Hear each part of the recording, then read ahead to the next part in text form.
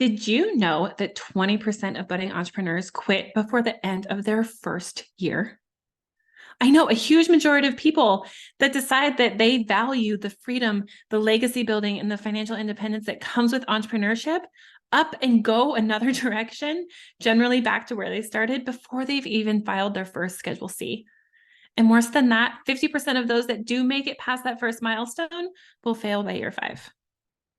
This, my friends, is one of the reasons that things get tossed around blogs and entrepreneurial magazines. They throw out statistics like cash flow, bad partnership agreements, ineffective marketing as some of those set in stone terms of failure. But what about those who don't even start to begin with?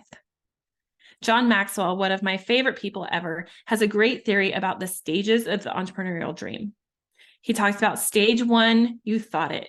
Stage 2, you caught it. In stage 3, you bought it.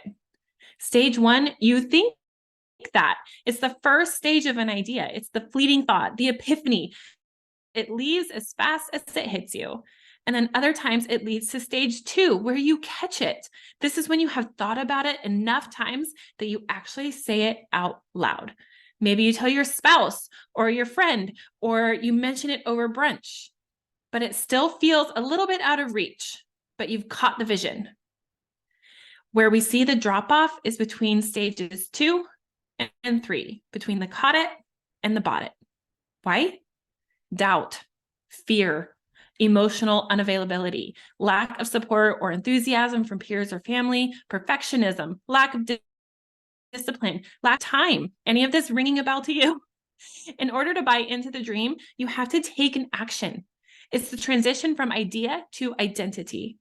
We live in this transition for quite a bit of time. It takes an investment emotionally, financially, and in all the other ways of our lives in order to buy into the dream.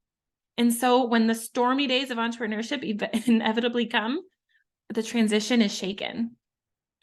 I like to refer to Mount Sinai in this stage of entrepreneurship.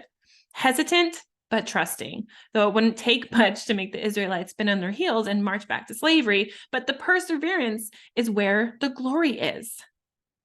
This, my friend, is what the Success Loop Mindset Mastery was born of. I can't wait to see you inside.